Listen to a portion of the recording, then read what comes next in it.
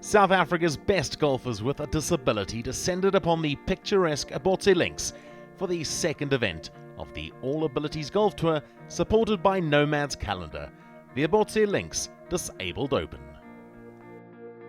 We're super excited to be here at Ebotse Links. They've been incredible to us. Back in the day, a couple of years ago, we played an Open here, and them inviting us back to have our AAGT tour here is absolutely incredible. And we're extremely thankful to them for their hospitality, their beautiful course, and to bring our players to play at this absolutely wonderful course. As the only inland links course in the country, Ebotse's unique setting was the perfect host venue for 26 unique individuals to showcase their playing abilities on an equally unique tour. In its inaugural season, the schedule spanning 10 events has been designed to provide South Africa's golfers with a disability ample opportunity to accumulate valuable world ranking points without having to travel abroad. The competitors therefore have a greater chance of climbing the global list and in turn earn invitations into prestigious G4D Tour events. The tour will traverse much of South Africa's golfing landscape and make stops at former SA Open Championship sites, including Durban Country Club, King David Mowbray Golf Club and Pearl Valley Golf Estate. Such a robust campaign demands that a number of parties see the value in SADG's vision for this groundbreaking initiative. The logistics of getting everybody to the tournament is massive. We need to get the development children from their townships to the airport. You know, they go on the aeroplane for the first time, they're scared. We actually, the one area was too dangerous for an Uber or a shuttle to go into, so we had to make alternative arrangements to get them. We need to dress these kids, they don't have clothing. We need to feed them because we can't send them out onto the course if they haven't had a proper meal. Training takes place mostly at King David Mowbray for the Cape Town kids, and we pretty much look after them. We have to pay for them to get to us, which is usually 2 taxis. We give them a meal, and luckily at King David Mowbray we get to let them play on the course. At least 80% of our golfers cannot afford to play golf, and we would not be playing this wonderful game without the unbelievable support of our sponsors, especially Nomads, who have come to the party to help us really push this AAGT to a new level. One major pillar we pride ourselves in is specifically around furtherance of golf.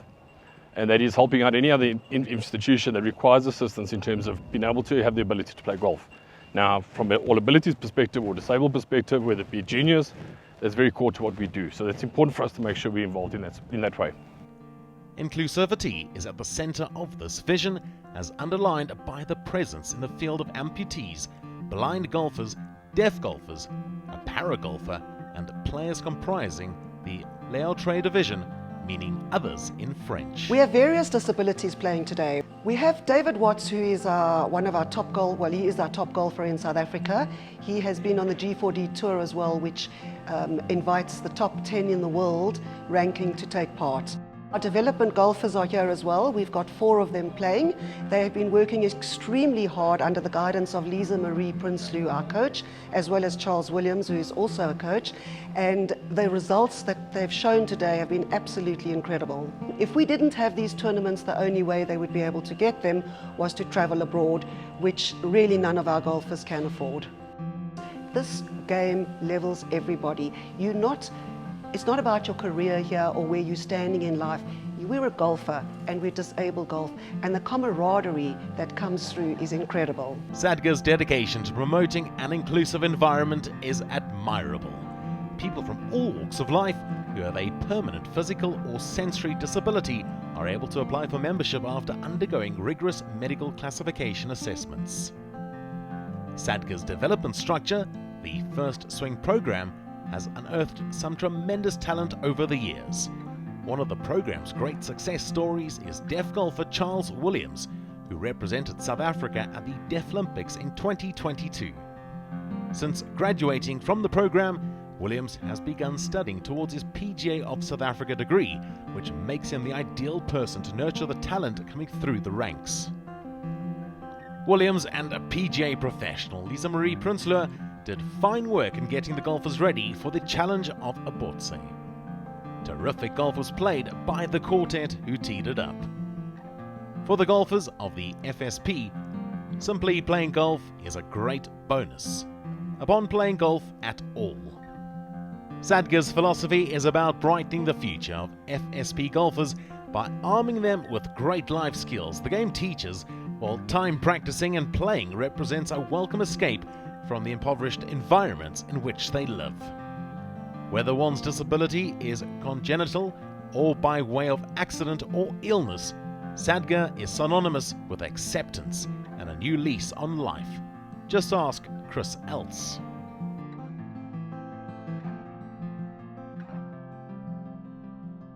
Many years ago, in fact October of 1984, I was working on a machine in Natal, and somebody put the machine on, and my left hand was stuck inside the machine, and it got chopped up. Got to hospital. They put me out, and they tried to recover the arm or the hand rather, and yeah, they just failed. And when I woke up, they'd amputated my left hand. Obviously, when you come out of hospital, you really struggle with the loss, and coping took a while. I was only 20 years old at the time, and it was tough. But once you get used to the one hand, then and mentally you get over it, it's fine. Then life carries on. I met a guy, Chris Wood. He introduced me to Sadgar at the time, and I was very shy because I thought I didn't want to be a disabled, and started joining Sadgar. And I promise you, one of the best decisions ever I've made in my life.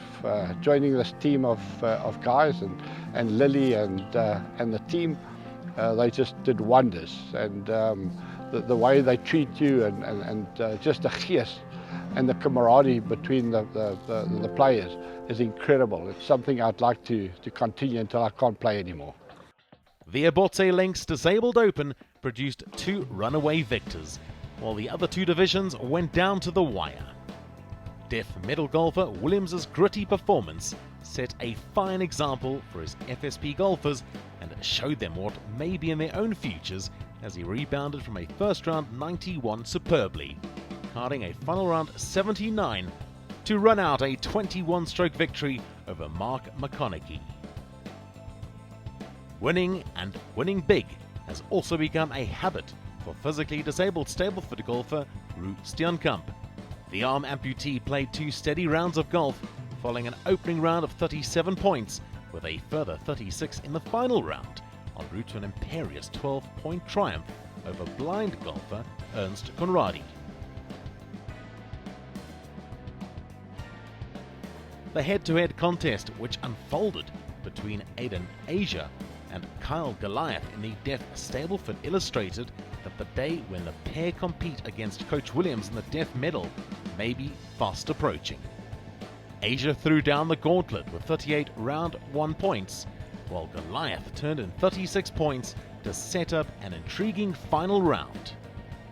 There was little in it on the final day, as the pair played exceptionally good golf from the first tee to the 18th green. In the end, it took a final hole 3-pointer from Asia to tie things up on 74 points, before being declared the winner following a count-out. It was fitting that the physically disabled medal was just as nail-biting. 2-time SA Open champion Eglin Grobler's first round 75 left him in pole position, while South Africa's best golfer with a disability, David Watts, found himself 2 strokes adrift heading into the final day's play. 3 double bogeys in a front 944 threatened to derail Grobler's bid for a maiden AAGT title. To his credit, the PGA professional regrouped and parred his way from the 10th to the 13th. With Watts dropping 4 shots in the same stretch, and the pair both recording bogeys at the par 4 14th, it was anybody's guess as to whose hands would hold the trophy aloft come the end of the round. ultimately it took a brilliantly played final hole and a birdie four to earn what's his most hard-fought title to date. He was victorious over Grobler by a solitary stroke. Yeah, not much was working for me. I was hitting the ball well, which was my saving grace. I really struggled on the greens on the back nine. And yeah, Aiden came at me pretty hard, and fortunately I managed to keep him off and make a good birdie on the last to win by one. So I'm happy with the win, but a lot of work still has to be done.